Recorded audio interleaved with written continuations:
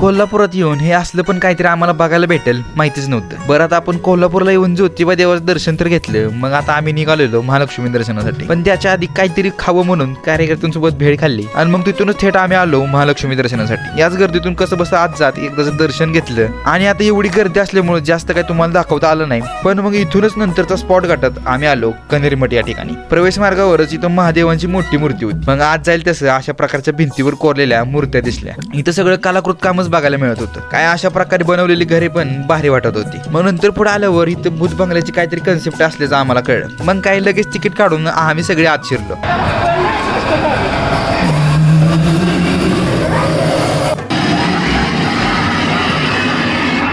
इथं भूत आमची नाही, आम्हीच भूतांची मजा घ्यायला लागलो होतो. इथला भूतांचा कार्यक्रम उरकून आम्ही आलो माया महल इथे, जिथं की असं चारी बाजूने आरसे लावलेले.